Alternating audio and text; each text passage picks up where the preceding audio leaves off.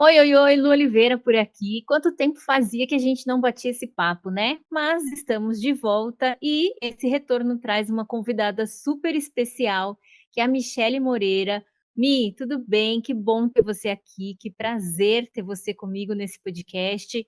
Pode se apresentar aí para o pessoal se conhecer, te conhecer, fala um pouquinho sobre você, fica à vontade.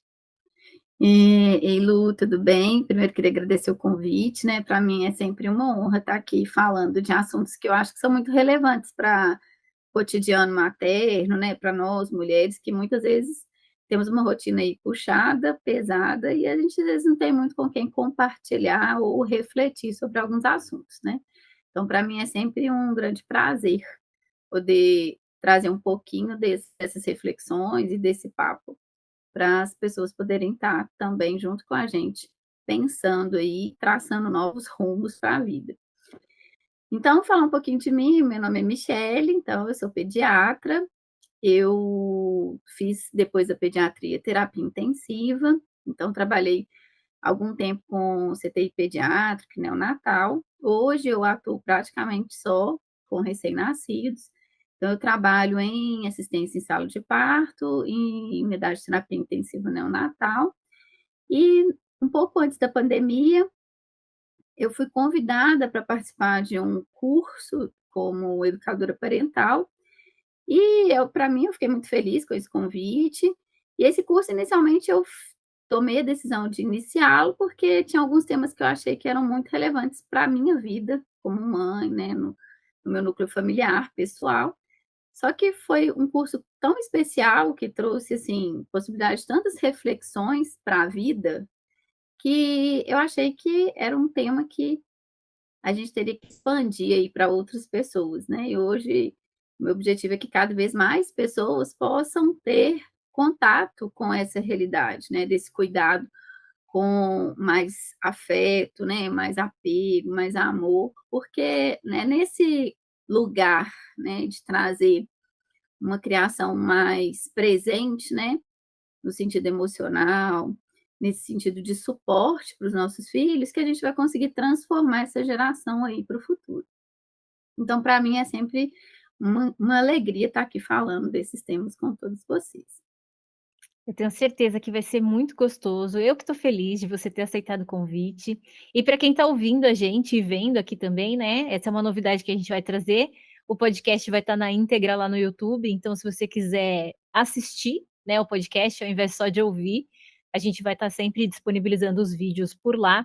E a Mi, ela é a nossa convidada especial, mas ela é uma convidada fixa. A Mi vai vir sempre para a gente conversar justamente sobre esses temas, né? De educação parental, então, sobre esse maternar, como é que a gente cria essas criaturinhas que a gente trouxe para o mundo com um pouquinho mais de amor, de afeto e de apego, como ela mesma falou.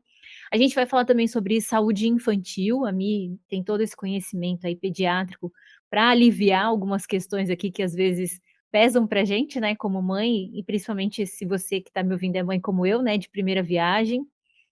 E também a gente vai conversar bastante sobre o nosso lugar no meio dessa conversa toda, né. E a Mi trouxe hoje um primeiro tema que eu achei super curioso e especial, e a gente já vai começar então conversar sobre esse assunto, e o tema é: "Por que nós somos cíclicas?". E por que, Mi? Por que somos cíclicas? Bom, então, quando eu quis trazer esse tema para a gente bater um papo aqui, eu até comentei com a Lu que, inicialmente, eu vinha muito do lugar do, do estudo, né, da formação acadêmica. Então, assim, a gente é formada, né, como o ser vivo humano que gesta, né, que é capaz de gerar a vida, a gente precisa ter um desenvolvimento diferenciado do sexo masculino, porque a gente precisa passar por algumas preparações, né, nosso corpo precisa passar por algumas preparações para que a gente consiga estar nesse lugar, né.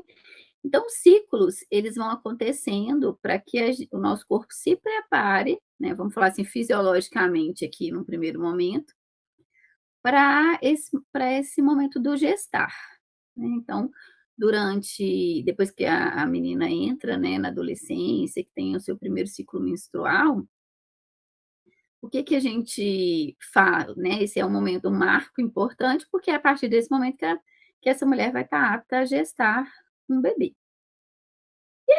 Eu sempre tinha esse lugar, né, essa relação dos ciclos com essa questão fisiológica, né, esse preparo do organismo, do nosso corpo para poder estar ali cuidando e gestando essa criaturinha que estaria chegando no mundo aí depois de 9 meses.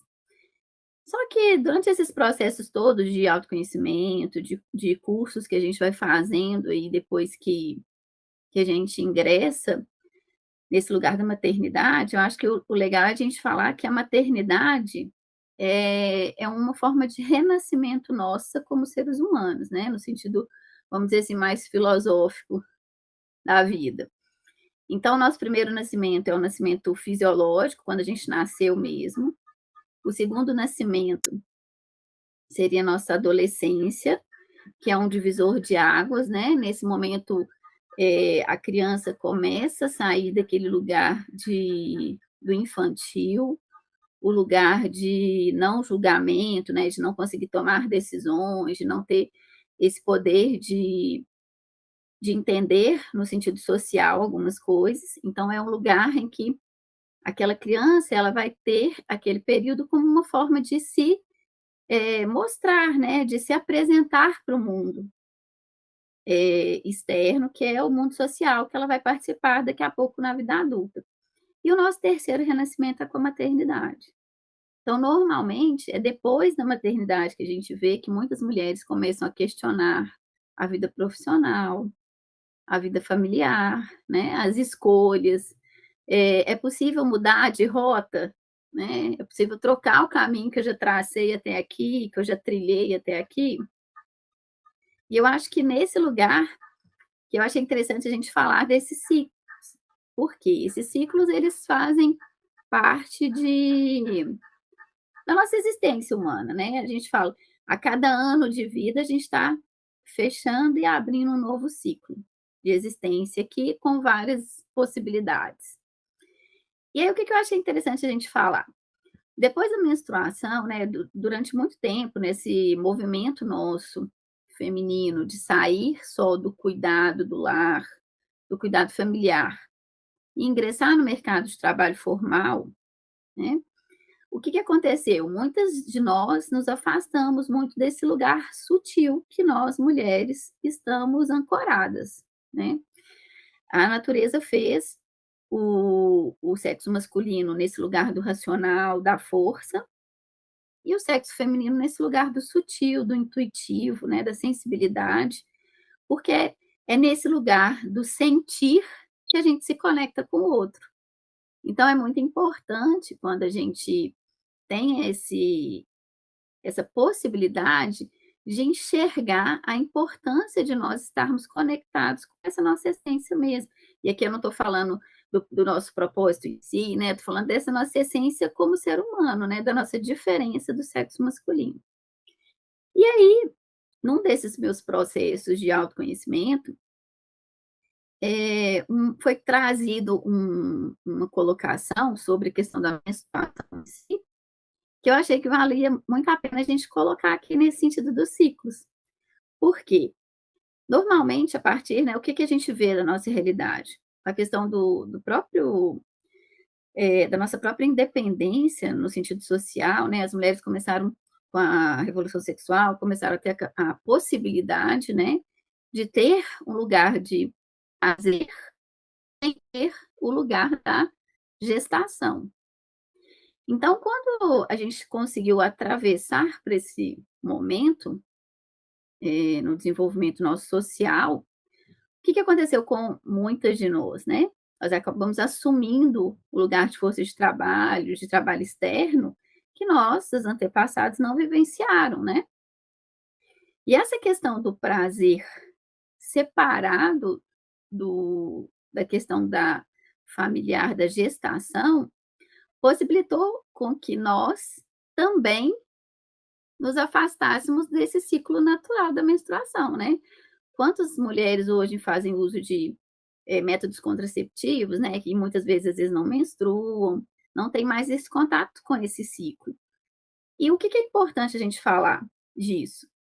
esse movimento do nosso corpo, que acontece a cada mês, a partir da primeira menstruação, né, que a gente chama de menarca, ele é um, vamos dizer assim, que ele é um treinamento para nossa maternidade futura. Por quê? A cada mês que a gente faz esse processo da menstruação, então o que a gente faz?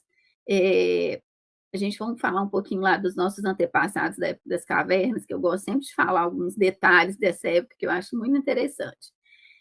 Normalmente, nesse período menstrual, as mulheres, as fêmeas, né, humanas, elas tinham que se recolher, porque o odor desse período, ele é muito característico, né, então a questão do sangramento, então essas mulheres, elas ficavam mais vulneráveis a serem, eh, achadas por predadores e tal.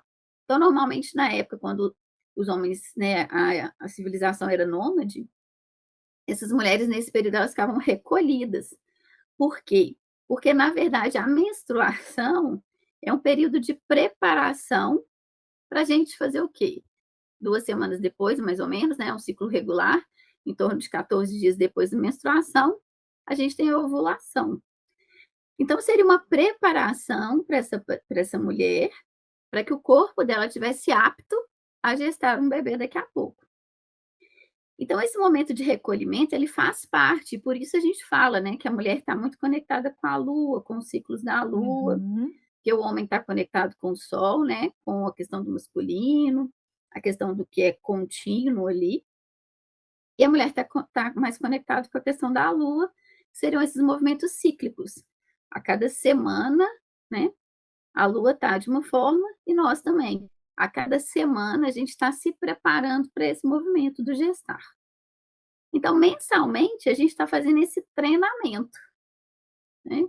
E muitas de nós, com esse processo mesmo de, de trabalho, de controle familiar, né, na questão social, a gente acabou se afastando desse movimento natural, porque a gente acabou se organizando para ter essa independência em todos os sentidos, inclusive nesse.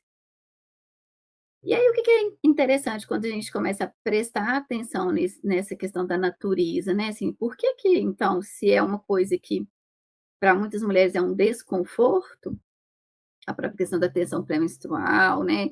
Essa oscilação de humor e tal, isso tudo está relacionado à sua capacidade de estar aberta ou não para o meio externo, né. Está mais introspectiva, você está mais quando a gente está no período ovulatório, teoricamente, a gente vai estar mais aberta para o Uhum. externo, porque é o seu movimento corporal ali, de achar um parceiro que vai estar, disponível e teoricamente que a fêmea estaria ali elegendo como apto para esse momento da vida dela.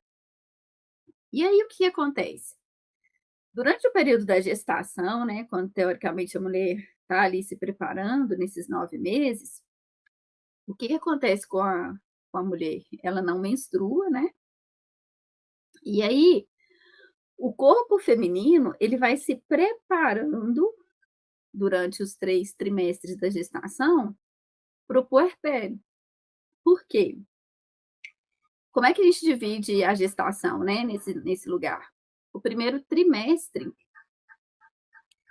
é o trimestre de divisão celular, é onde você vai estar formando o corpo do feto, sem a diferenciação das células, né, a gente tem, por exemplo, com 3 semanas de vida, com 21 dias de vida, a gente já tem o coração do feto batendo, então a gente consegue escutar o batimento cardíaco do bebê. Esse primeiro trimestre, então, a gente vai ter esse movimento da divisão celular para diferenciar todo o organismo. Então, um bebezinho, né, que nasça, que é considerado aborto, né, mas que nasça nesse período, a gente consegue identificar todos os órgãos, né, do corpo, porque o bebê já está todo desenvolvido. Uhum. A segunda metade da gestação, e normalmente nesse início, é o início que a mulher consegue fazer muita coisa, às vezes a mulher nem sabe que está grávida, né, Uhum. nesse primeiro trimestre da gestação, então onde ela descobre a gestação, E às vezes, algumas mulheres têm mais sintomas, às vezes ficam mais enjoadas, passam um pouco mais de mal, né, no sentido de mal-estar físico, por quê?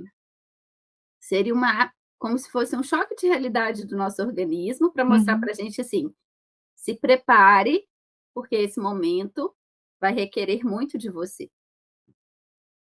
Você acha que isso tem a ver também com a questão psicológica? Porque, assim, eu fiquei extremamente assustada quando vi o teste positivo, eu não estava pronta para isso, assim. E eu passei muito mal no primeiro. Nossa, muito, muito, muito. Não, é assim, na verdade está mais relacionado à produção hormonal, porque o que acontece, nesse início, a produção dos hormônios ainda não é feita totalmente pela placenta. Então, a gente tem alguns hormônios que são produzidos em intensidade maior, que às vezes eles podem gerar mais mal-estar Uhum, no corpo, porque está nesse período de adaptação. Num segundo momento, a placenta assume, né, que ela vai crescer, o neném vai estar ali envolto pela placenta, então a placenta assume essa produção hormonal. Então isso tanto que melhora, né, claro que uhum, algumas pacientes têm esse desconforto da gestação todo, mas não é a maioria, né, normalmente o segundo trimestre é um segundo trimestre mais tranquilo, que é onde a gente curte bem a gravidez, porque a gente ainda consegue fazer muito da nossa rotina, a barriga ainda não está tão grande, né, e aí fica aquele meio de caminho, todo mundo que a barriga começa a aparecer e as pessoas começam a elogiar, a gente fica mais se acha mais bonita, né, uhum. que é justamente esse período aí que você está se ajustando para o daqui a pouco. Então, assim, eu brinco que gestação, ela vai preparando a gente igual videogame, por fases, vai escalonando a dificuldade para o que vai chegar. E aí o terceiro trimestre, que é onde a gente vai estar que o bebê começa a crescer, né, então do segundo para o terceiro trimestre, então o fim da gestação é onde a barriga cresce mais, porque é o desenvolvimento, a diferenciação celular acontece, então todas as células do nosso organismo, elas têm vamos dizer assim, uma diferenciação para especializar a sua função fisiológica, e aí nesse processo que a gente vê o bebê realmente crescendo no sentido de peso, né, onde ganha mais peso, onde cresce mesmo, né, e onde a gente qual que é a função do terceiro trimestre? Recolher esta mulher, Hum, né, trazer ela para esse ambiente mais restrito, que é onde ela vai vivenciar o puerpério, uhum, né. Então a cada mês que a gente tem um ciclo menstrual, nosso corpo nos prepara de uma certa forma para a gente experienciar esse isolamento que a gente vai viver depois de um tempo, né. Então quando, essa informação chegou para mim, isso fez muito sentido. Então, assim, muitas de nós, com essa loucura da rotina, a gente não se prepara para esse processo. Por quê? Porque hoje muitas de nós, às vezes, tem um acúmulo de funções, né, cuidado da casa, rotina com o filho, trabalho formal, ou mesmo o trabalho de empreendedorismo, né, que a gente acaba se afastando desse lugar do sentir, que é tão importante, porque é nesse lugar que a gente consegue, perceber essas demandas que fazem parte de nós mesmos, né, nessa questão emocional e tal. E aí, quando chega o terceiro trimestre, que a gente vai estar preparada para o parto, que é um divisor de águas, né, o renascimento da mulher está relacionado ao nascimento do bebê também, por quê? Dar a vida literalmente, né, aquele ser sair de dentro de nós e vir para o mundo externo, faz com que nós mudemos também a nossa forma de cuidado, de atenção, uhum. né. A gente brinca que depois que o neném nasce, aquela mulher se transforma numa leoa, né. É Tipo assim, verdade. nada pode, tipo, você não tem acesso àquela criatura se a mãe não deixar que você chegue perto, né. E é isso. Então a gente acaba aumentando o nosso instinto no sentido de cuidado ali, né. Uhum, E eu acho que aí que é o grande momento, né, que hoje talvez seja a realidade de muitas mulheres, que eu talvez perceba ali na minha rotina, né, e talvez um lugar que eu também ocupei quando eu fui mãe pela primeira vez. Por quê? É um lugar muito solitário, em que quem está de fora não consegue perceber de forma tão clara a profundidade daquele momento, né. Que é literalmente uma sensação de se retirar do externo, né. E assim, a gente vê que a nossa vontade de fazer coisas fora desse lugar, ela diminui muito, assim, a gente não quer sair, a gente não quer sair de casa, né. E aí eu não estou falando só, tem gente que às vezes quer sair, né, ter uma vida social externa mais movimentada, mas o nosso instinto, ele tende a trazer a gente, mesmo que a gente saia, a gente quer voltar rápido, a gente não quer ficar tanto tempo fora, porque existe essa conexão. E aí é legal porque durante a gestação, nesse processo de aguardar este bebê, o que seria o interessante que nós vivenciássemos? Que esse período todo, a gente conseguisse se preparar para esse isolamento do externo. Porque quando a criança nasce, o que que o bebê faz? Quando ele chega aqui, ele tem uma conexão com ele mesmo tão, intensa, tão verdadeira, é como se o sentir dele fosse 100%, ele conseguisse entender 100% desse sentir, Uhum. né, o que acontece. Tanto que quando a gente vai fazendo esse estudo de acompanhamento, né, das questões que a gente tem hoje emocionais da infância, a gente percebe que os recém-nascidos, eles não se diferenciam, né, assim, você não tem um recém-nascido, no sentido emocional muito diferente do outro. A percepção de todos eles é a mesma. E aí, quando eu tive contato com essa primeira teoria, né, da fusão da mãe e do bebê, para mim isso foi um divisor de águas. Por quê? Quando o bebê chega, ele é um espelho do nosso campo sutil, né? Ele traz pra gente, ele te mostra, tipo, se você é uma pessoa que está ansiosa demais, seu bebê vai ser um bebê ansioso, vai ser um bebê que vai chorar, um bebê irritado, porque ele não consegue comunicar. Então, o que a gente fala é que esse bebê é um espelho do nosso campo sutil. Uhum. E aí, quanto mais a gente mergulha nesse campo sutil, quanto mais a gente se entrega para esse processo, mais a gente conecta. Não estou falando que seja fácil, né? É um processo que é profundo, mas quanto mais a gente sente e não racionaliza, mais chance de acertar a gente tem. E é super legal, né, Mi? Enquanto você estava falando, eu estava ouvindo aqui, fazendo associações mentais, né?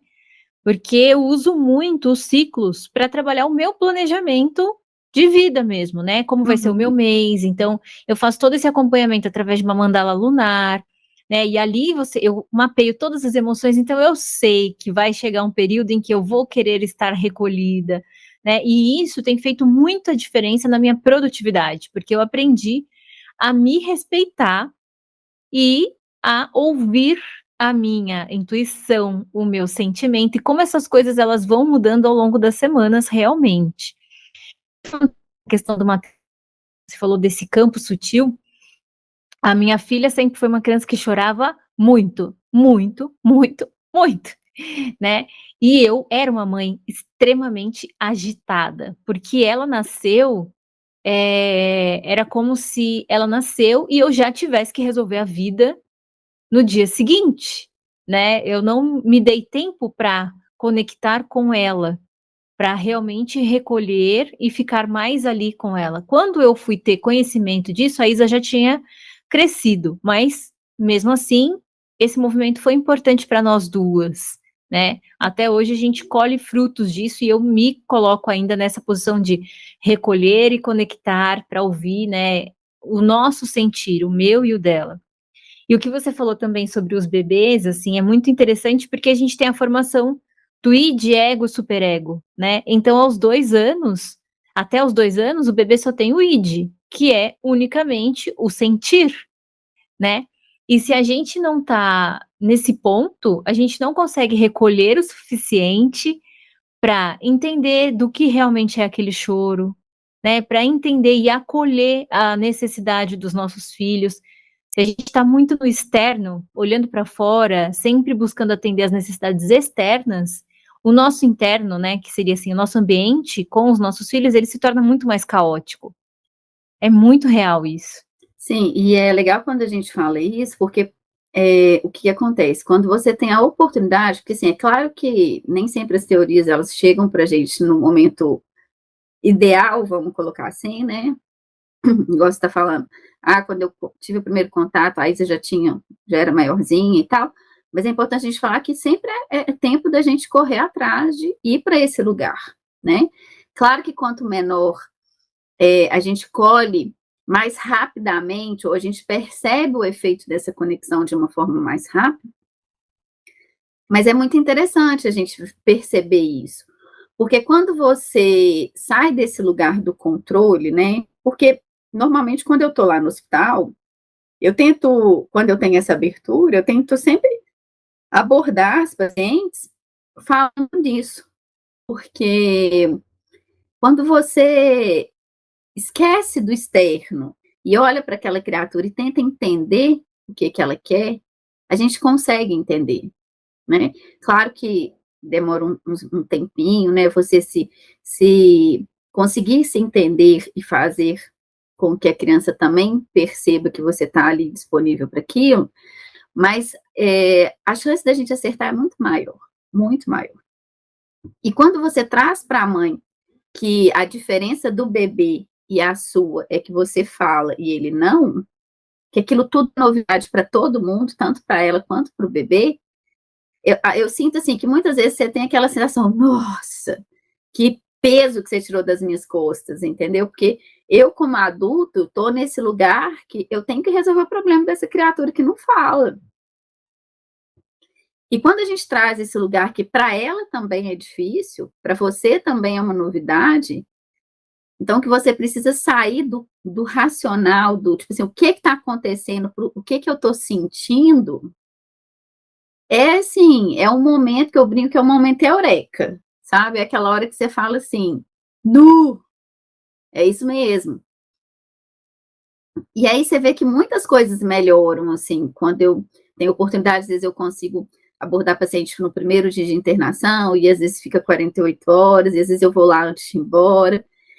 Às vezes a pessoa assim: "Nossa, ainda bem que você veio aqui ontem e falou isso comigo e tal", porque aí você traz para a pessoa aquele lugar assim: "Eu também posso errar, Uhum. eu também estou aprendendo". E errar não quer dizer que eu não vou dar conta, quer dizer só que eu preciso, olhar com mais atenção qual que é essa real demanda desse bebê. E se colocar também numa postura de aprendiz, né. Porque eu não sei, assim, como foi para você, mas para mim, eu li muito durante a gestação, eu estudei muito, né, eu falo, eu me preparei para ser mãe. Só que quando minha filha nasceu, não era nada daquilo, né, não era tão simples quanto parecia no livro. Eu até falo que eu fiz aquele curso que alguns hospitais dão, né, e ali ensinava a Aham. amamentar e tal, e eu falo assim: "Gente, isso aqui eu vou tirar de letra". No dia que eu coloquei a minha filha no peito, que ela não encaixou a mamada como a enfermeira falou que ela ia encaixar, que ela não sugou como ela ia sugar, eu falei: "E agora? Não sei mais nada", né. E aí a gente fica muito nesse lugar de se cobrar, de que eu tenho que vir com maestria, de que eu tenho que resolver e tudo mais, mas é isso. Eu acho que é o grande o momento eureka aqui de hoje, assim, de falar sobre isso é se permitir recolher. Né, recolher não só você enquanto mulher e bebê, para estarem vocês 2 ali e gerar essa conexão entre mãe e filho, num primeiro momento, mas se recolher até das suas expectativas, né. Se permitir fechar ali um pouquinho e falar: "Tá, primeiro eu vou entender, depois eu vou olhar para as minhas expectativas e vou ver se consigo atendê-las ou não". E é legal quando a gente fala isso, que é aquela história, assim, de dar 2 passos para trás para poder andar um pouquinho para frente, né. Quando a gente traz para esse lugar de você: "Espera aí, isso aqui para mim é novidade, eu também não sei, eu tô igual você", a nossa né, a nossa expectativa diminui muito, porque aí você não tem, assim, você não tem um objetivo, você não tem uma meta, vamos colocar assim, né, para ser alcançada.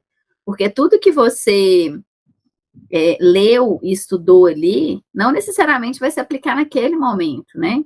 Eu acho que a informação é importante, cada vez mais a gente tem acesso a ela, mas eu acho que ter acesso à informação é trazer ela, tipo assim, para o seu campo de visão como uma opção para aquela situação, né?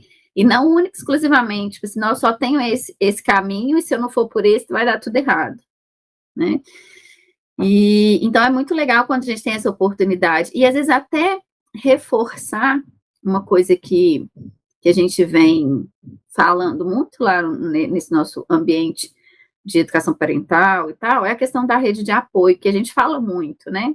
Mas, assim, lembrar que a rede de apoio não necessariamente são as pessoas da nossa família, né? Às vezes é você ter uma rede de apoio com uma vizinha, que acaba, às vezes, sendo próxima, uma amiga mesmo, né? Pessoas, às vezes, que não estão vinculadas com a gente, porque, às vezes, a pessoa da família tem uma liberdade, uma intimidade, que, às vezes, vai gerar mais estresse para aquela mãe, para aquele bebê, do que realmente acolher de forma genuína aquilo ali, né?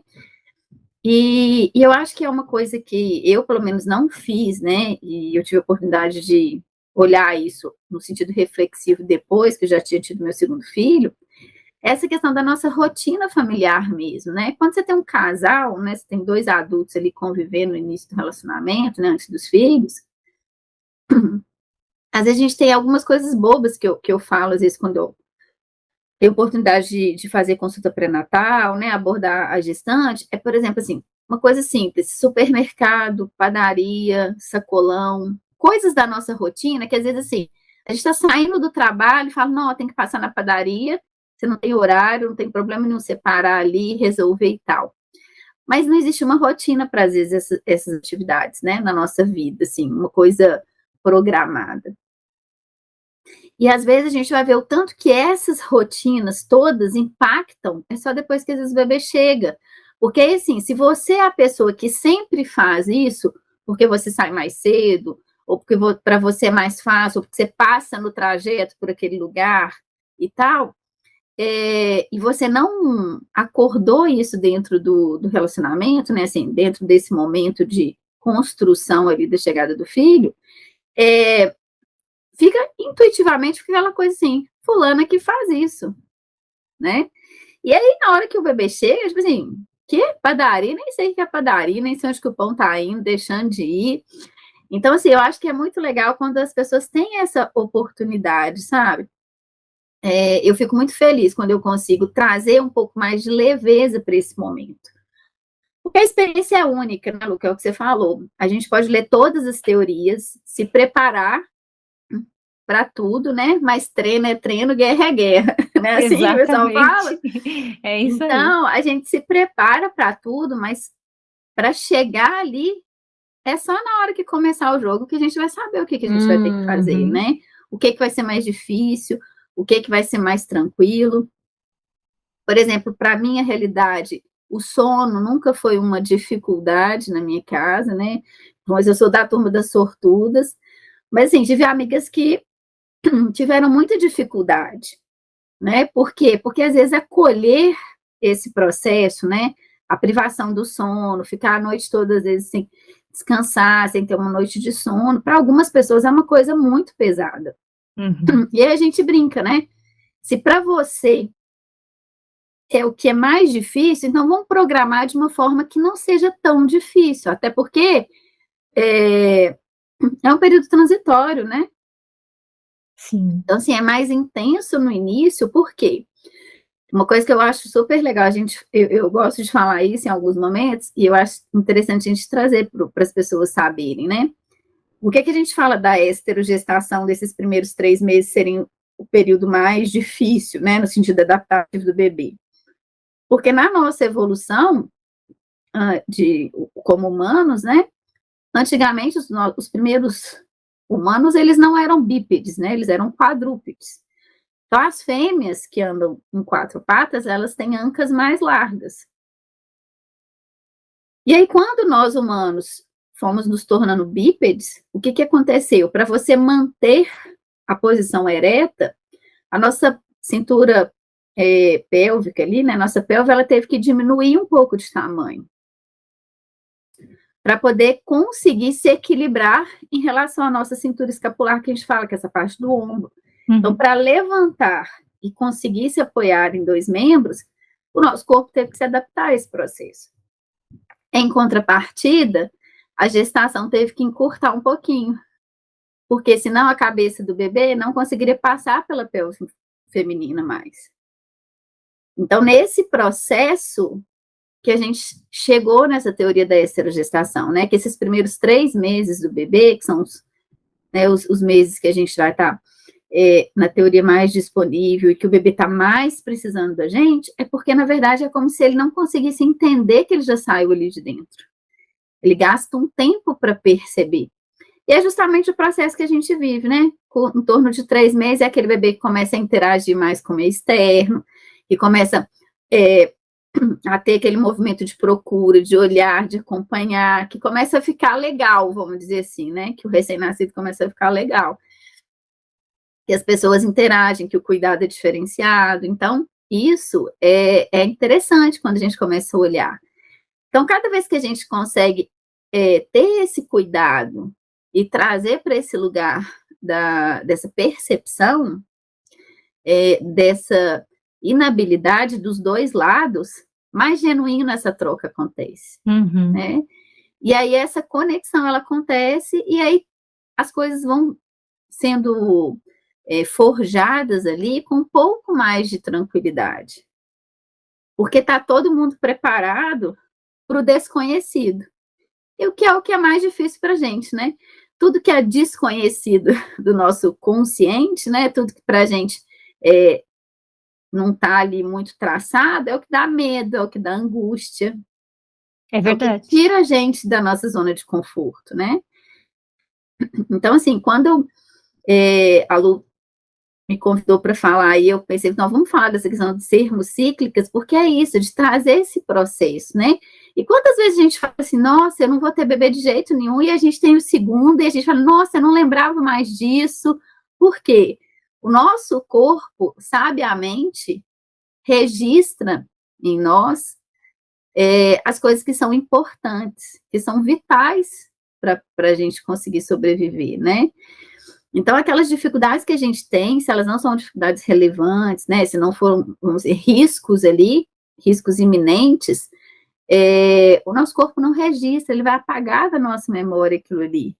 Por quê? Porque ele precisa trazer você para esse movimento de que ter um filho é uma coisa ótima, né? Porque é assim que a gente vai perpetuar a espécie. Então, tanto que muitas vezes, nossa, tenho vontade de ter um pequenininho aqui de novo, eu brinco que eu não fico com essa abstinência, porque eu vejo pequenininho todo dia, né? Mas, às vezes, nossa, eu vejo um pequenininho e fico doida para ter outro. Mas aí começa a lembrar de todo o processo, né? Tudo que envolve, aí traz para o racional. A vontade passa. Peraí. A vontade passa rapidinho. Mas é legal quando a gente consegue trazer essa questão do ciclo, né? Porque, igual você falou, quando a gente começa a se ouvir e se respeitar, a tendência nossa é ter resultados muito melhores. Porque se você está no período de se recolher, não é nesse lugar que você vai tomar decisão, gastar sua energia para elaborar processos, né? Fazer projetos acontecerem, não é nesse lugar. Nesse lugar você vai estar cozinhando ali, pensando nos ingredientes que você vai usar para aquele lugar e tal. E aí, na hora que você estiver lá naquele momento, que a gente brinca, no momento fértil, tipo assim, que o céu é o limite. É o agir, né?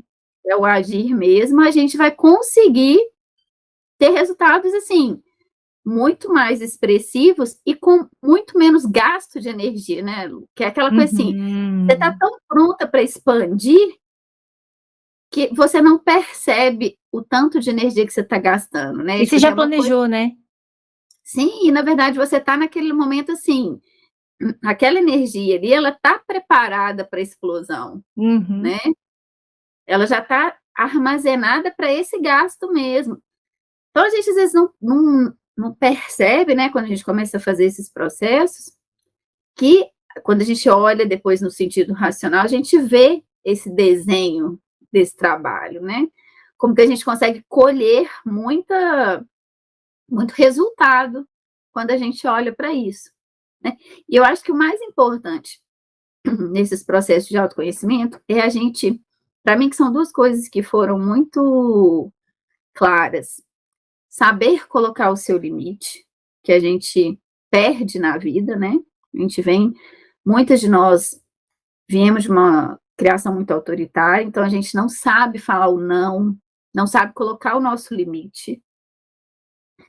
Então, isso é muito importante nesse processo, porque aí você consegue fazer um movimento mais genuíno com você, se respeitando. Então, acho que isso é importante. E o sentido da pausa, que é outra coisa que a gente às vezes não se permite, né? Como às vezes a gente brinca, né? Ir para aquele lugar, tipo assim, eu preciso fazer nada agora. Uhum.